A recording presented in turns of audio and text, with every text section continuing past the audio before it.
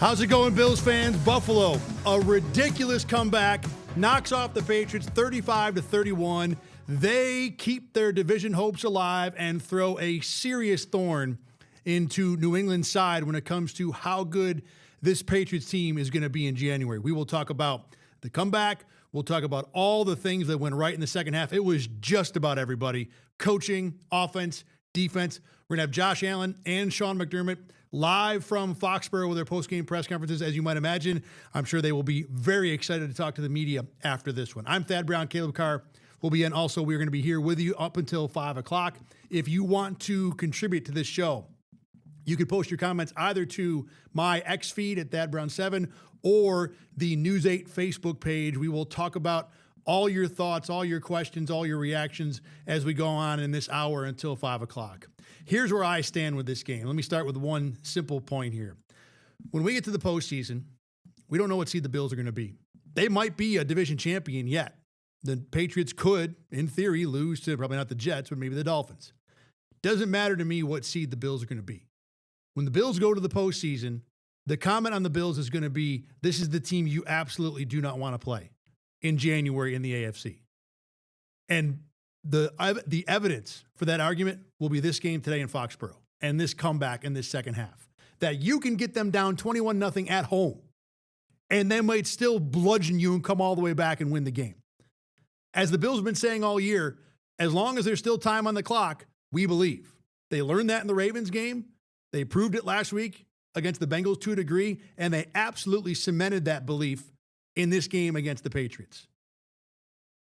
And now, no matter what Buffalo does the rest of the way, I don't care if they're the 5 seed, the 6 seed, they are going to be a team that is ridiculously dangerous in January. Were there things that went wrong in this game? Sure. Are there reasons to question Buffalo's ability to win 3 games in January and get to a Super Bowl? Sure.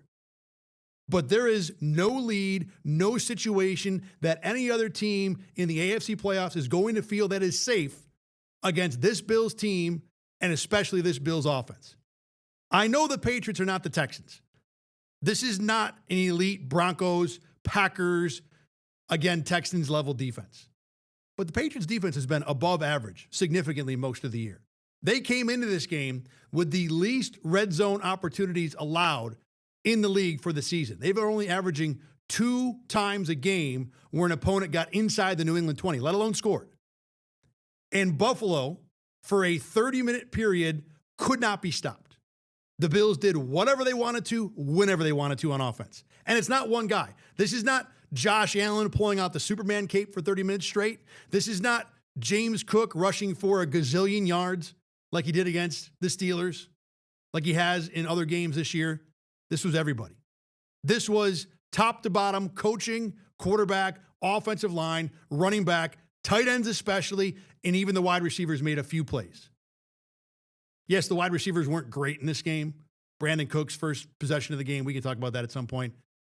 But when you needed the wide receivers to win a rep, Khalil Shakir made a ridiculous catch and drew a flag. Keon Coleman, yeah, was it a little bit lucky? Sure, drew a flag. Josh Palmer even had a catch in this game. Everybody contributed on offense. Joe Brady called a really good game. One swing pass I didn't like in the fourth quarter. Other than that, he was dialed in. He had the Patriots, on their heels the entire second half. And again, I don't care what you think of the Patriots defense. It's not terrible. The Bills saw the terrible defense last week against Cincinnati. That's the bad one in the NFL. This Patriots defense is not that. And this game was in New England, so the Patriots had the home field noise advantage. And the Bills were down 21-0 and 24-7 at the half. So although the Bills never really had to play one-dimensional because of how good they were in the second half, New England had the advantage of being able to kind of lean on Buffalo if they wanted to. You didn't have to make all the plays if you're the Patriots. Just make a couple. They couldn't. 4 consecutive touchdown drives to open the second half. As impressive as it gets for this Bills team, top to bottom. And that's just the offensive side of the ball, because you can't leave out what this defense did. They weren't on the field for very many plays, credit to them, for the most part. But what I've thought, especially this year, and I kind of really cemented this myself when it came to the Texans game. You as an offensive coordinator, as a coach, can research and dial up the tape and come up with all kinds of different things where you notice tendencies and you say, well, we can do that to them here. But that only lasts so long. You can make that work a quarter and a half, maybe a whole half sometimes. At some point, the other team is going to adjust, and either their adjustments are better than yours, or it's going to be back to neutral, and we're going to find out personnel against personnel. And one of the very important reasons why the Bills won this game, separate of the offense, was that Buffalo's coverage personnel was much better than the New England receiving personnel. And I think if you went back to August, there wouldn't have been a surprise about that. We thought all year that the New England receiving group wasn't great. But with Drake May, they suddenly looked really good. Maybe it was the schedule they played. Maybe it was the quarterback playing over his head a little bit. But in this game, without Christian Benford, with Max Hairston and Trey White on the field the whole game, the Patriots couldn't find anything down the field. How many times do you see Drake May drop back and have plenty of time to throw? Pat the ball, pat the ball, pat the ball. Couldn't find anyone. That to me, without looking at the film, that to me is on the coverage group down the field and how good they were in this game. They were as big a reason as the Buffalo offense why the Bills won. Because the Bills can score a ton of points all they want. If the Patriots are going up and down the field like they did in the first half, in the second half, then yeah, it would have been a fun game, a lot of points scored, but the Patriots still would be talking about a division title right now. We're not, primarily to me, because of what the Bills were able to do in their secondary down the field. Every time they showed a Drake May play from behind the pocket or a sack or an incompletion, I was dialed in on what was happening down the field. And every single time the Bills were winning man coverage, were in the right positions in zone coverage, there was nothing there. This isn't Drake May playing a bad half or throwing terrible passes. He missed a couple. For the most part, this was the Bills' defense just being better over and over and over again. And as much as the offense deserves credit for that, so does the Bills' defense. Let's go to Foxborough, where Josh Allen is addressing the media.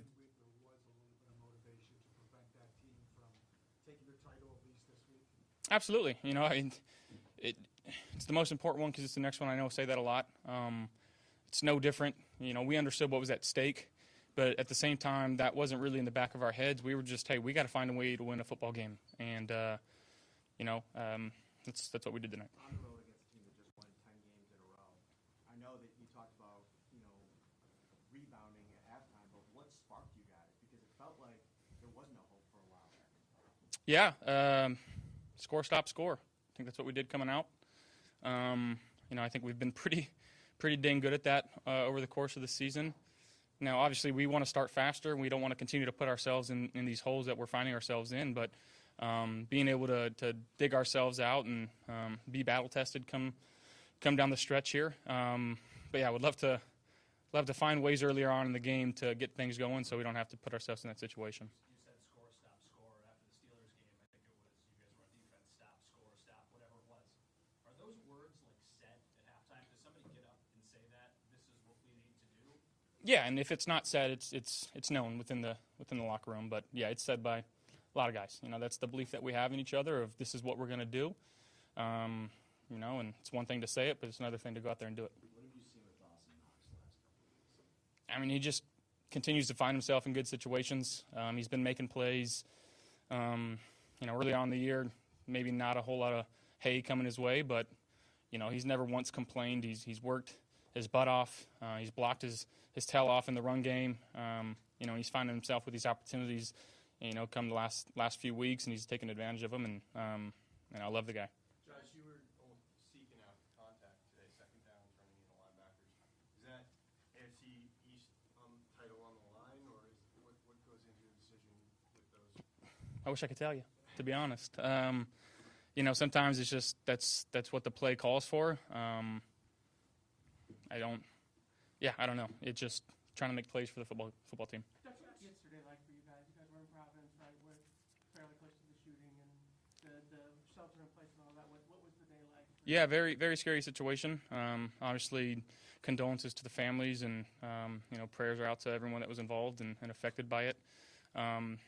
It's a terrible thing. But yeah, I mean, obviously, we're out. Some guys are eating dinner, you know, blocks away from where it was going on, and making sure that we were getting updates from our team. And I thought we did a great job of communicating with everybody and adding some extra security, at the hotel. But very scary situation. You were already in town, and you were able to get out of the hotel before it happened? Correct. So there were guys out and about? Correct. Yes. I was told that you had got in right as it was happening, and you went right to the hotel, so that was not true. You guys were in, and I don't know the timeline exactly, but I know there was guys at dinner when the text was being sent out. Josh, how are you physically? The broadcast showed you going up a little bit on the side, but If they don't catch it every game, I don't know. Like it basically happens every game. If I don't get enough out pregame, it usually happens at halftime. If I don't get enough at halftime, it usually happens in the third or fourth quarter, and that's just, I don't know why I do it. It just happens, and it's due to nothing else but other than just like a weird feeling. Just got to get it out. so you were a little slow to get up after one play too. Any issues health-wise? Oh, no, all good. Yeah. Josh, I know after a lot of these comebacks that you guys make, we ask you if there's a play or a moment that stands out. Is there in this game? I think, coming out of that second half, may have been Ray Davis' return.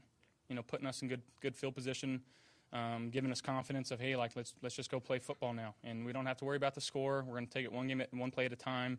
But he did a great job. He's done a great job the entire season, in that kickoff return spot, and he's set us up for some really good field position. Patriots haven't been in games like this.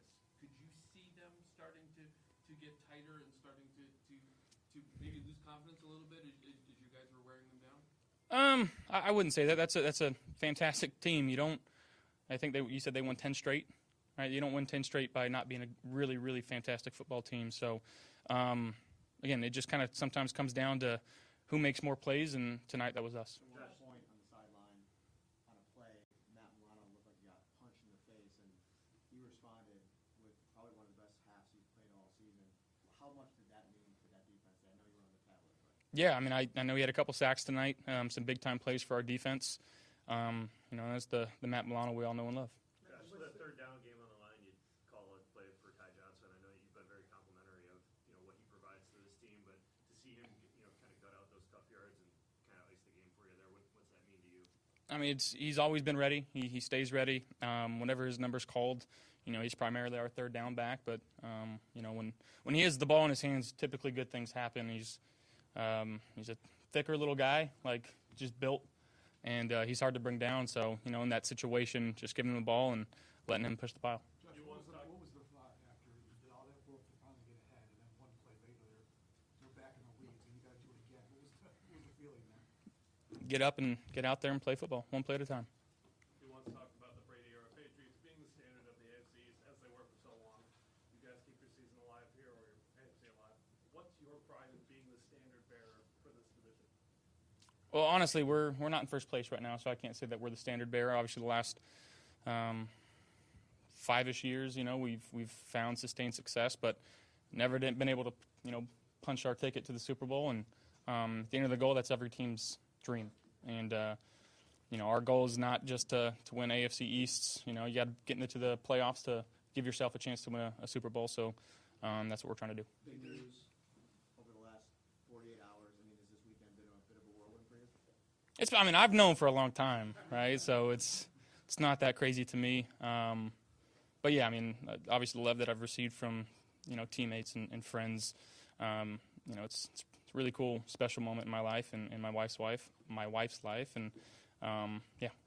Josh, your team and you don't lack for confidence, but when you're able to win a game like this, down 21-0, and whatever it was at halftime, what does it do?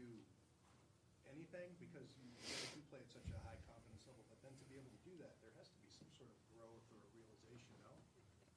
I think it's maybe over the course of the season what we've done, and you saw it today, of what makes this team of, we're not out of it. We're going to continue to fight one play at a time, no matter what the score is. If it's in the third quarter, it's in the fourth quarter, whatever it is. If we've got a chance and we got the ball, we feel like we like our chances, and that's that. Hey, guys. There you go, Josh Allen at the podium after the Bills' 35-31 comeback win against the Patriots, as impressive as it gets. And I know Bills fans will be happy to hear this, that the Chiefs have lost today. It's not official, but I don't remember the exact help, but I think they need one more really very likely piece. Caleb, do you know what it is off the top of your head? You don't have to look it up. Don't worry about it. Yeah, I do. So they need the Bills to win or tie, which the Bills did. They need the Jags to beat I think they need the Jags to either win or tie against the Houston Jets, game. and they did. And then they need Houston to beat the Cardinals, and Houston did. And then with their loss to the Chargers, So I they are out. believe they are out. officially out of the playoffs. And I believe I also heard the broadcast say that, so I'm gonna take their word for it that the Chiefs are now 100% out of the playoffs. I didn't do the computations myself, but that's what I saw today. Those four things, I didn't remember. I thought there was one that had to happen at 4:25. So Thad Brown, Caleb Carr here with you. Going to get Caleb's thoughts in a second. Once again, if you want to contribute to this, go to the News 8 Facebook page or to my page on X, Thad Brown 7. You can post comments. Either way, we will talk about them later in the show. Should have Sean McDermott coming up in a little while, too. May have some other players at the podium. We'll keep an eye and see who does come to talk to the media there if we can. But Caleb, I had about 5-10 minutes for my reaction to this game. Go ahead and give me what you got coming out of Bills 35, Patriots 31. I mean, right off the back, just utter shock. I mean, you and me were sitting in there at halftime just kind of going over what they need to do to make this reasonable, what they need to do to make it a game. I honestly don't think at any point, though, that I truly 100% believed that, yeah, the Bills could come back and win this. A lot of negatives, but we won't gripe on those too much right now.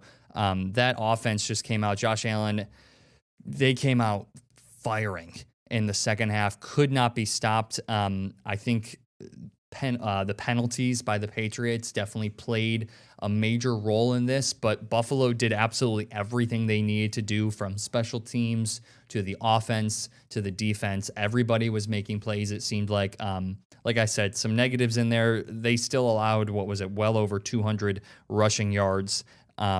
And they still didn't look good in the first half on third down conversion. I mean, the first half on all levels other than really special teams. Pretty much everything in the first was half bad. Yeah. I do think special teams, the first note I have written down is special teams, the only bright spot, and I wrote that at halftime. Right. But they continue to be. I mean, the Ray Davis, Allen just said it in his press conference, the Ray Davis return to kick off the second half was one of those big turning point plays that really said, okay, Buffalo has a chance now. You get a score here, you get a stop and another score, which they did, and you're right back in it. The second half, just the black and white difference between the first half and the second half is absolutely insane to me. And they looked like a completely different team. And this isn't the first time this season that they've done that. But we talked about it a little bit. I have concerns about how long you can do that. How long can you go out there and put up a dud in the first half and then rely on Josh Allen and the defense to get you back in it in the second half? You can't. We talked about Bills get to the playoffs. Let's say I think they still have a chance technically to get the 1 seed, but it's probably not going to happen. Let's say you have to play 4 games to win a Super Bowl. I don't know if you can do that 4 straight games. You can't go down 24-7 in the first half and just expect to win 35-31. That doesn't happen. For some reason, it's now happened for them 3 times this season, which shows a lot about this team, but that doesn't happen on a regular basis, and you can't keep relying on that. Similar to last season, Kansas City, they had a great year because of how many one-score games they won. This year, they've lost a lot of one-score games. They haven't been able to flip it, and for that reason, they're out of the playoffs this year.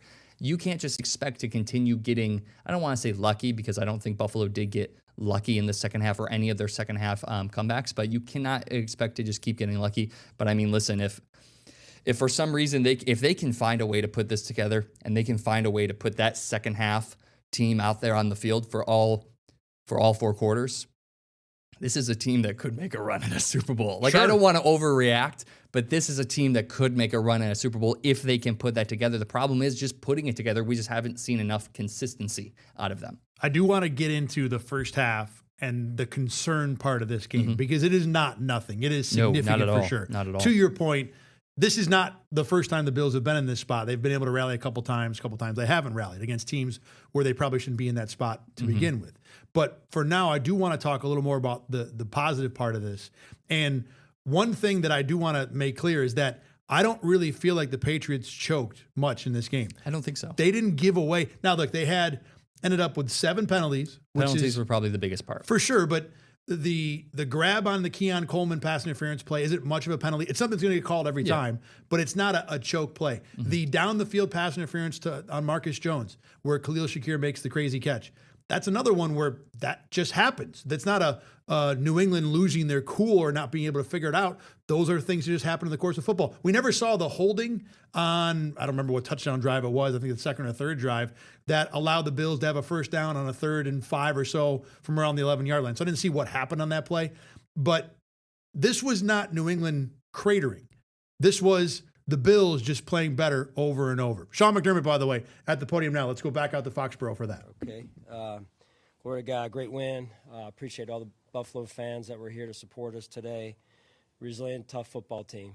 And when you're down like we were at halftime, I thought the staff did a great job making adjustments. Players executed. Point out a couple guys here just to celebrate. Ray Davis, couple big-time kickoff returns that helped set up field position for us and scoring opportunities. Milano with 2 sacks. I know Trey White had an interception, which is a big-time play for us there. James Cook over 100 yards, so credit the O-line as well and everybody involved in our offensive running game.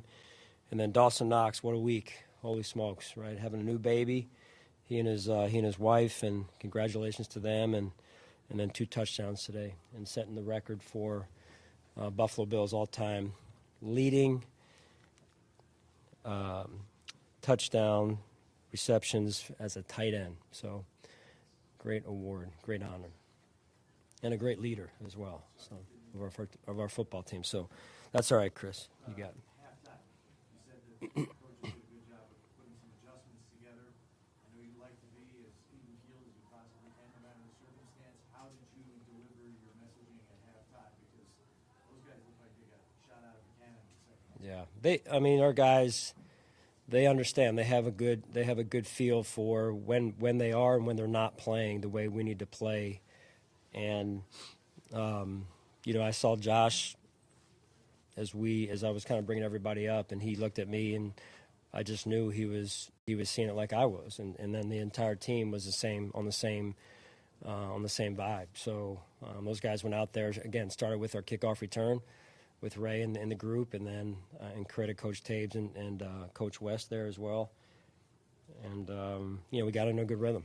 Sean, this isn't new. I mean, kind of done it time and again. Second half of games this season. Obviously, it's a sign of remarkable resilience, but is it problematic in a sense too, with like some of the slow starts? Always a but, Jay. Always a but. How about an and? That's something we have to work on. Something we have to, get into a rhythm sooner. But there's also an ability to adjust during a game. Anybody can come up with a game plan. But it's also what happens when they take certain things away. Are you able to pivot and adjust? And I think that's a sign of a great staff.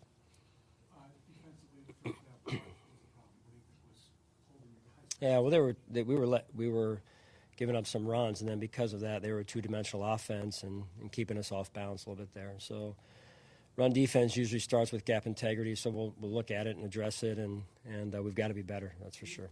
After the long touchdown run, after you kicked the Yeah. touchdown, it just felt like that took some stones there to bounce back from that the way you did, and you did it pretty quickly. Just can you kind of address that point of the game and how proud you might be of how they responded to that? Yeah, that was huge. First of all, for the offense to go and counter, when they score, we need to counter, regardless of who it is. And then the defense, when they went back out there, they knew it was one play. They had been playing really tough football in the second half. Credit Bobby and the defensive staff and the players for that. The good adjustments again, and they were playing really well. And they made a play. That player's a special player, and he's got speed for sure. So we need to take better angles than we did on the back side of it. That's where it bounced back to on the cutback. So. The college passing game is really diversified itself by tapping into the tight ends and the running backs. I mean, today, 13 receptions, 3 touchdowns for your running backs and tight ends in the passing game. How do you feel that has kind of morphed your passing game here down the stretch? Yeah, it's important that you don't just target one position group, one player. Josh did a great job. I thought Joe called a great game, in particular in the second half. And, Josh was taking what the defense was giving him. And that's a sign of an offense that's unselfish, that's disciplined, and is in a rrhythm. I apologize if you addressed it before you came in, but the decision not to challenge on their long completion Early on. Yeah. We didn't have a replay quick enough for us to do it. What I saw on the video board, it was close, and those are, you never know. So we didn't have any replay, and they got to the ball fast. So it's at the end of the day, it worked out. So. Are you given any descriptions when there's replay assistant coming in, why it happens or why it doesn't? Because I think a lot of fans were confused about that a couple times, where it felt like there was replay assistant and on some there wasn't. Your question is a little bit cloudy, but the short answer is sometimes we know, sometimes we don't, and the referees do a really good job of communicating, especially since the onset of the replay assist.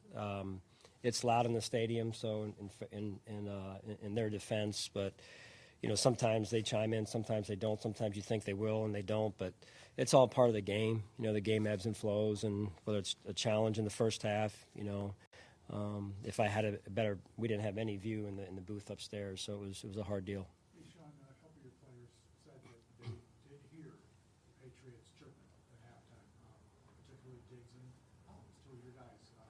Were very demonstrative.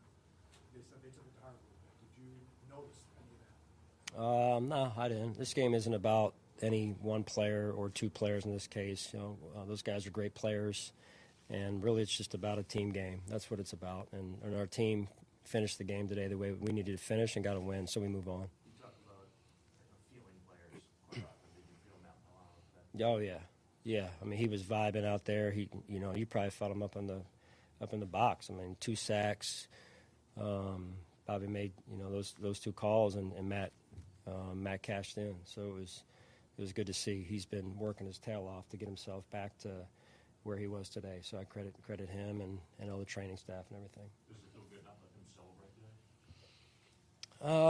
today? It feels good to win. It does. I mean, we came in here to play a football game. We're not really into their goals. We're into our own journey, and we have a lot of respect for them, and their coaches do a great job. So, we just wanted to play as good as we could and get a win, and we did. Hey, Sean, what went into the decision after you've been active today? Again, just trying to, put guys based on the game plan, week to week in there that, we feel like is the right approach. We'll go back and reevaluate after this week as well, offensively, defensively, and special teams. But we have a lot of confidence in Gabe. Sorry if you were asked this already. Any update on Jordan Phillips? No, I don't have anything for you. It's a bit of a scary situation yesterday with the 24 hours. Yeah, I should have started this press conference off by extending our prayers, thoughts, sympathies.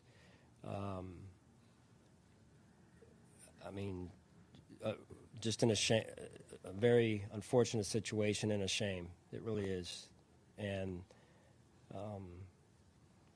I pray for them. We prayed for them as a team last night, for everyone involved, Brown University.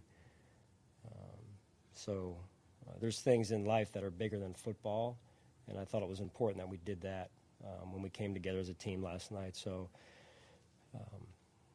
just a shame, just unfortunate and a shame that goes on in our world. All right, thank you. Sean McDermott from Foxborough after the Bills comeback win 35-31 over the Patriots today. For those who don't know what Sean McDermott is addressing at the end there, I'm sure many people have heard what happened at Brown University, the shooting that claimed the lives of multiple people. The Bills connection is that where they were staying was close enough to Brown that when shelter in place was enacted by the police to search for the shooter, the Bills were among those who had to shelter in place. They were stuck in the hotel for the duration, as far as I know, of what happened last night. So that's why both Sean McDermott and Josh Allen addressed that situation at the podium today. As for the football part of this, there are a lot of different things I want to get into here. First, I want to explain real quick why the replay assist went the way it went in the first quarter, because I think we can handle that pretty quickly. Replay assist is there for obvious things that were wrong. The Brandon Cooks catch was obviously incorrect. While it turned out after a couple replays, you could see that the Keyshawn Boutte catch was most likely incorrect. The very first one, the Bills just got unlucky. There was a guy on the sideline standing right in the way of where the ball is being juggled, so replay assist can't step in fast enough to make a difference there. Just how it goes. That's good luck, bad luck. I mean, we talked about that pass interference call on Keon Coleman. That's not a ridiculous thing that was happening there that needed to be called. The Bills got those breaks back. So bad luck, good luck, whatever. If the Bills lost that game, we'd be talking about that a whole lot more. They didn't, so we can move on to the second half. Caleb, where do you want to start here? I'll give you the floor. Any number of topics. We could hit Dawson Knox, Trey White in the coverage, Matt Milano's game, the Ray Davis game, Stephon Diggs really not doing a whole lot in this one.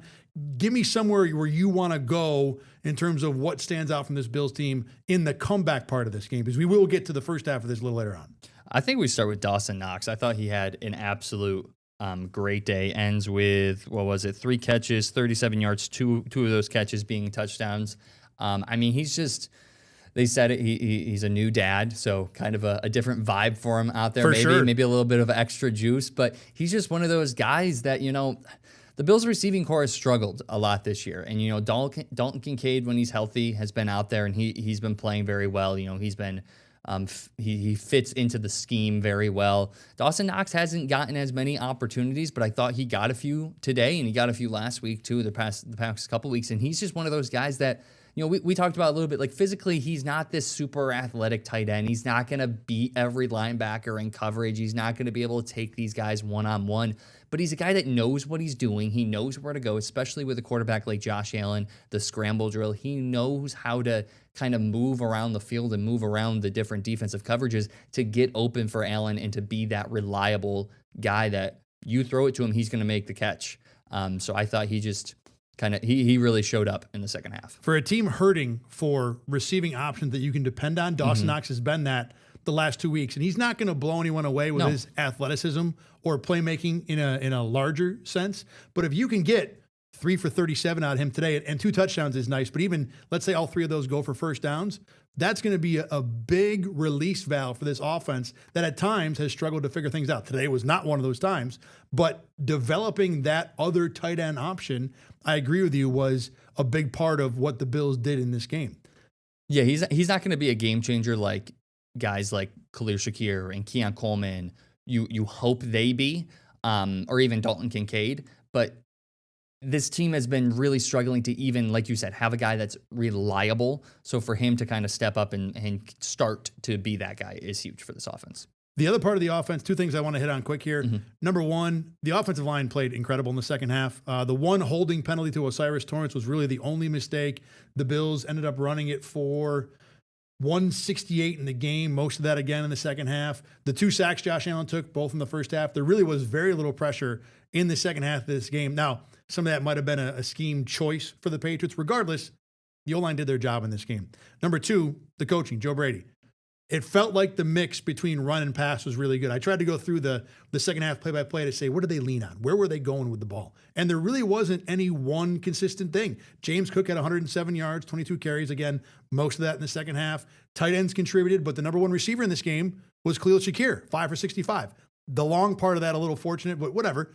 5 catches in this game. So this was not an offense that had to do one particular thing to survive, which I'm sure Sean McDermott did address, and I guarantee on the plane home, he is going to be ear-to-ear giddy about how good and how versatile his offense was. On the plane ride home, he was giddy at the podium. Yeah, you're right. Yeah.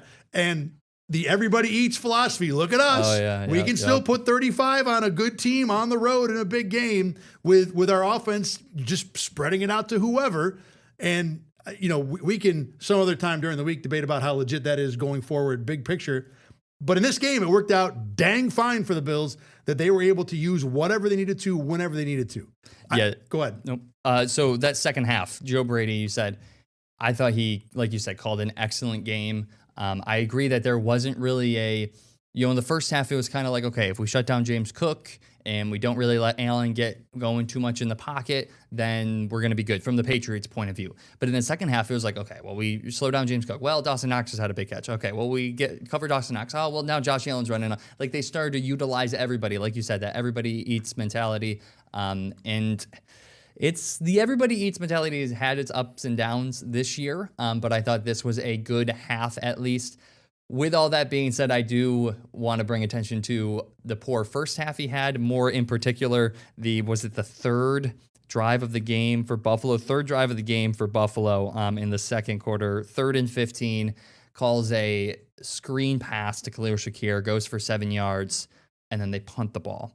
That was definitely one of your signature hands on the head, what is Joe Brady doing right now moments. You and me had some conversation about it, how you hope to get maybe a couple more and then you go for it. Maybe the line is like, okay, if we can get it to 4th and 5, then we'll go for it in this situation. But even then, a screenplay while looking to get 8 to 10 yards just doesn't seem like the call. It's kind of been a thing that Brady keeps going back to, and it hasn't really broke crazy yet. But I think he definitely made up for it with some great play calls in the second half. You've been kind of leaning towards the first half part of this, and we need to address it.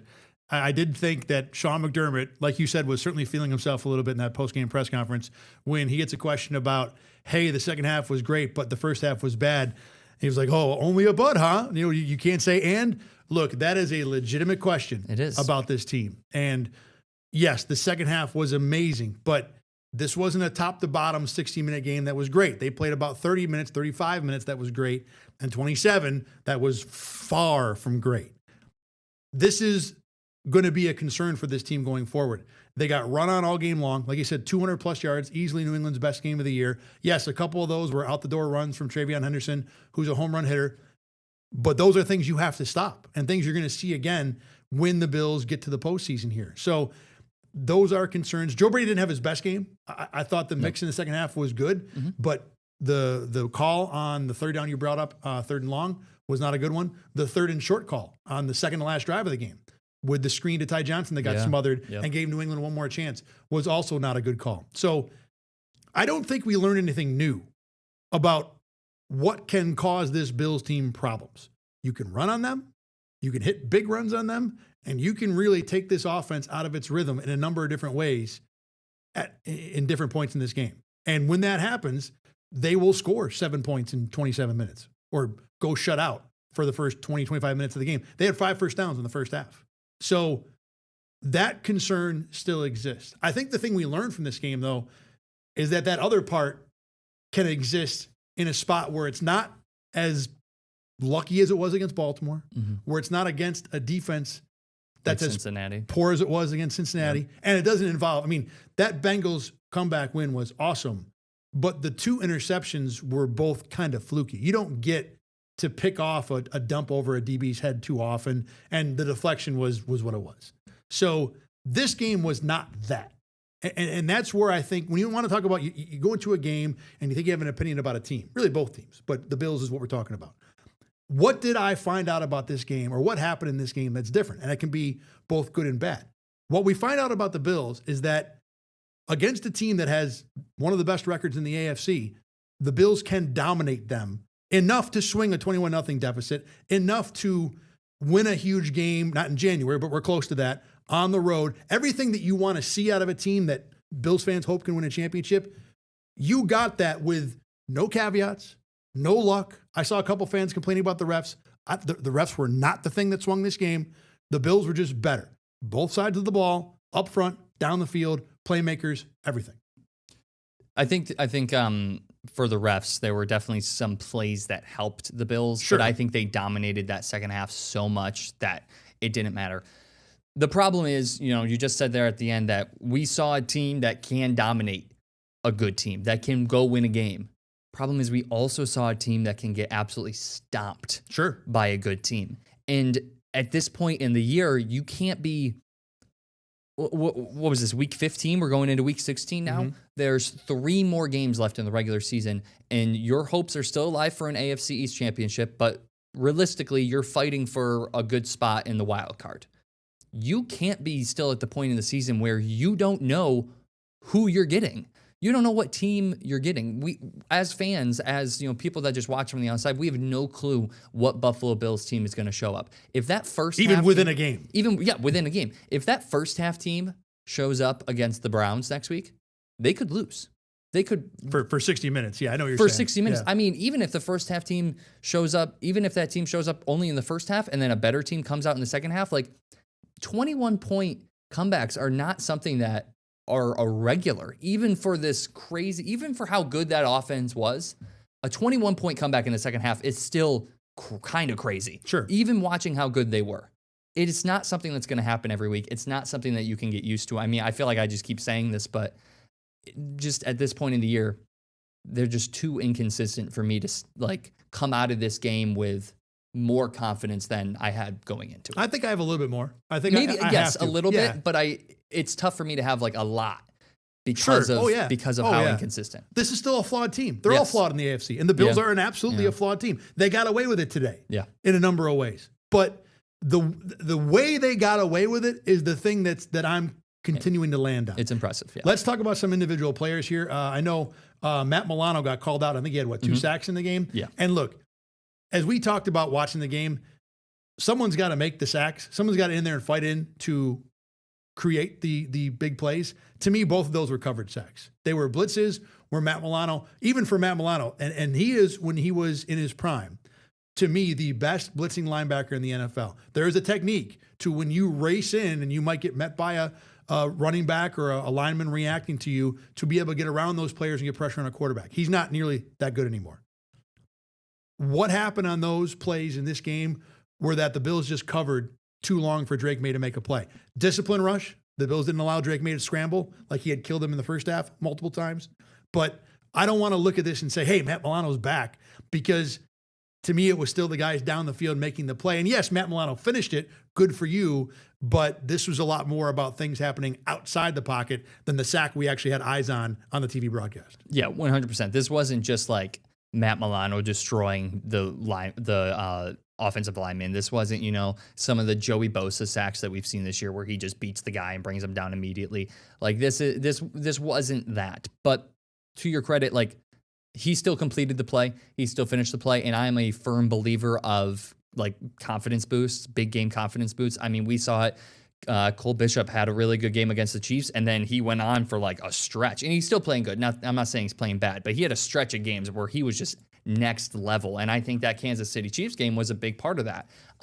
Maxwell Hairston had a few good games to start the season, and I think a big part of that was the interception he got on Patrick Mahomes. Even though it was kind of like an easy one, he still made the catch. He still got the pick, and I think that was a big confidence boost for him. And I think for Matt Milano, he's one of those guys where you've got some injuries at the linebacker position.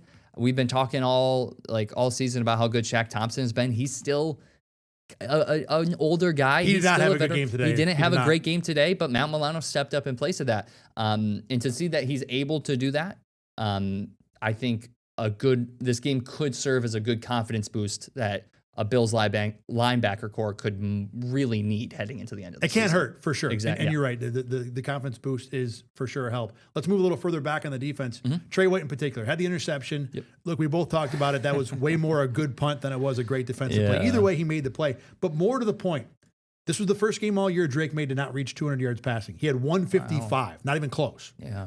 Receiving yards in this game, Matt Collins 4 for 41. Booty had the 130-yard catch, and that was it on like the fourth play of the game. Stephon Diggs, 3 for 26, and that's the list of receivers who contributed for the Patriots in this game. This has to be a really good Trey White game. We'll see the film later and see what happened, and maybe it's double covered in the scheme, whatever. Regardless, they covered the heck out of the Patriots when they had to late in this game. I don't want to give Max Harrison the same love because it looked to me like he was one of the primary culprits on the long TD run in the second half. So the coverage stuff might be good too, but I don't want to put him in the same category as Trey White. It seems like Trey White had a pretty good game here. From the broadcast point of view, Trey White definitely seemed to step up, which was needed. Christian Benford wasn't out there. But like you said, I think a lot of it could have been just scheme stuff. But honestly, whether Trey White had a good game or not, they still, like you said, the Bills secondary still held Drake May to 155 yards, which for me gives me a ton of confidence in this secondary without Christian Benford in there. I mean, you plug Christian Benford, I don't even know what happens in this game. How much better could it have been? I don't know, but it might have been with Benford out there. But I was really concerned. I mean, we kind of talked a little bit earlier this week. This Patriots wide receiver group isn't anything crazy. But I thought this secondary without their star out there still played very, very well, even if it's just scheme. Hats off to Bobby Babbage in that case. But guys made plays, and Trey White was one of the headliners. Going into this game, of the different parts of this game, you want to talk about run D, run O, pass blocking, pass rush. I thought the one spot where the Bills had the worst situation was their cover guys down the field against the Patriots receivers. Not because the receivers are great, but we saw Stephon Diggs carve them up in the first game back in week 5, and they were missing Christian Benford. It did not play out that way. It was, for the most part, especially after halftime, very much pro Bills in terms of who won that matchup. I will say that, and let me throw this at you quick, how much of this second half is because of the game script? In other words, the Bills catch a great return, and we'll talk about Ray Davis in a second here. Short field touchdown. Patriots go 3 and out. Well, then for the rest of the game, this game was Buffalo just going downhill. It wasn't, not that it wasn't Buffalo responsible for making this happen, but it wasn't like the Patriots had a drive and the Bills had a drive. The Patriots defense was on the field, had to be for 20, 25 minutes of the second half. At some point, that continues to wear you out, where you are. Even when the Patriots scored, it's a 20-second drive, and the defense goes right back on the field. I think that certainly plays a part, not only from the Bills' offensive side of you, but I guess both sides are rested. So I'm not going to give Buffalo credit for being fresh, because New England was too. But in terms of just the way the second half happened, how much of this do you put on, well, the Avalanche got going and New England just couldn't get out of the way? I mean, yeah, I think that's definitely a part of it, but that you could point that at like any game in the NFL that can sometimes. That doesn't happen a lot in the NFL. Like, whatever, I'm going to do the math here, 20 whatever minutes of time possession in a half. Oh, no. Okay. Yeah. To that extent, no. But there are, in pretty much every single game in the NFL, you can point to a point where you're like, the snowball kind of got rolling a little bit, and that helped them. So obviously, to this extent, yeah, this is an extreme. But someone still's got to push that ball. Someone still has to get that snowball rolling down the hill to get it going. And the Patriots took a couple stabs at breaking it up, and they took a couple stabs at slowing it down, and Buffalo just would not slow down. So I do agree with you, and I see where you're coming from, that like a lot of it could just be like, hey, it was like kind of a quick turnaround, and all of a sudden this is a completely different game, and both sides are trying to adjust, and the Bills just adjusted better than the Patriots. Yeah, it could be. But I mean, someone still had to get that ball rolling. And like you mentioned at the beginning, and like Josh Allen mentioned at the podium, I think Ray Davis might have been the guy that got that ball rolling. Where's he come from? Let's talk about that for a minute. He's been great the last few weeks. I believe the Bills posted he's the first Bills player with a 35-yard return or more. I think it's, 3 of them in one game. He had a few big ones. I think he set the Bills up in New England territory at least twice. Yes. So he is the first Bills, or he ties a record. He is the third Bills player since 1991 to have 3 kickoff returns of 35 yards or more in the same game. It's an involved stat. Yes. It still kind of underlines how good he's been, because it's not just been this game. He had a return touchdown against Houston too. Yeah, he's looked great. And like McDermott said, a big part of this, and like you said too, a big part of this game was the great field position. I know he definitely had at least one return into New England territory. I want to say he had a second one, but I don't know for sure. One of them might have been either 2 midfield or 1 yard short. Yeah, of midfield. it was like right there. But that is going from having to go 80 yards down the field to having to go 15 yards to get in field goal range is a huge difference in a game, and just in an offense's confidence level in themselves. I thought Ray Davis was one of, if not the game changer of this game. But like you said, these past few weeks, he's really just been setting Buffalo up in great field position, and he does it at big times too. That, to open up the second half and get them as far down, I think that was the one where he got them over midfield. The second half one was the one where he got them certainly into Patriots. Yes, to open up the second half. That is such a big play. It doesn't seem that big because it's just a kickoff return and he didn't score a touchdown. Well, it's also 24/7 at the time too. Yes. So, yeah. And it didn't seem that big at the time, but that is a huge play to just get Buffalo, like I said, get that ball rolling. Exactly. It was the small snowball of the Avalanche. The other thing too, with the way kickoffs are operated now, it's been talked about that they are more like run plays from the line of scrimmage. You have blocking, you have people who are lining up close to each other, and you got to find a hole. And having a running back who is a little more familiar with hitting that hole, it's been thought that might be better. Now, the Bills haven't been doing this all year, and Ray Davis has had other chances to have returned. They had Brandon Codrington for a while, who one would think is faster. So maybe the running back has a better feel for where to go. Without going back and looking at him, my anecdotal memory says a lot of them are just Ray Davis running straight ahead. So give some credit to the special teams. Yes, exactly. yeah. But Ray Davis has been a catalyst in a number of different ways. Got a couple minutes left in the show. I just want to get a couple comments in from our News 8 Facebook page. One that I really want to go to, it's from the Bourne Identity. Hold on a sec here. Basically, James Bourne. This seems to be brewing into a legit rivalry. And the reason I bring that up is there are pictures of Stephon Diggs and at least one other member of the Patriots chirping at the Bills at the end of the first half. Chirps they had to eat later on. Matt Milano got into a little pushing, shoving, got a punch thrown in the early second half, I think it was. Yeah. This feels like we're going to have some fun with this for a while to come. Oh, I mean, definitely. It's starting to look like these two teams have two of the best quarterbacks, not only in the AFC, maybe in the NFL. Like, I don't want to get too crazy on Drake May yet. Who did not play well. Who didn't play well today. But, like, in the grand scheme of things, he's growing. It's only his second year. Give it a couple of years, and you could easily have two of the best quarterbacks in the NFL in this division. On top of that, this was a big game. You know, Buffalo has owned the Patriots for the past few years, and the Patriots had a chance to put the nail in the coffin. So they're going to chirp a little bit. It's going to happen. And then, obviously, you have the Stephon Diggs history, all this stuff just in a mixing pot. It's gonna make it to get a little chippy. Real quick on Drake May, great first half. Second half, he didn't deliver. If you want to be a championship quarterback, you got to make a couple plays. He didn't have many opportunities, like we said, because the coverage was good. But third and long, Hunter Henry was open. He throws a ball that's a little behind and a little high, and the tight end couldn't save him. Drake May did not live up to Josh Allen in this game. Josh Allen was great. We didn't talk about him much because there wasn't much spectacular. He kind of just did his job. He just did Josh Allen. Exactly. Things. Spread the ball around. Drake May didn't match up.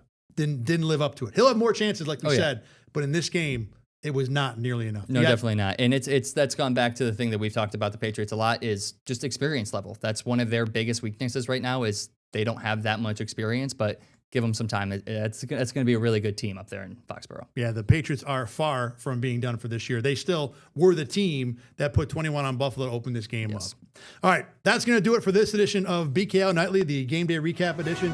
Want to thank Josh Allen and Sean McDermott for contributing from Foxborough with the press conferences. Caleb Carr, thanks for being a part of this. We're going to be back on again tomorrow, breaking down more from this game. And again, every single week, Monday through Thursday, you can always see this show mainly on Rochester First and WIVB Plus, 8:30 on Rochester First. Thanks for watching today. Bills fans, enjoy your week. It's a heck of a win. We'll talk to you soon. Get the Rochester First streaming app today for everything you love from News 8 on demand, plus exclusive shows you won't see anywhere else. Search ROC and download for free on Roku, Amazon Fire, and Apple TV.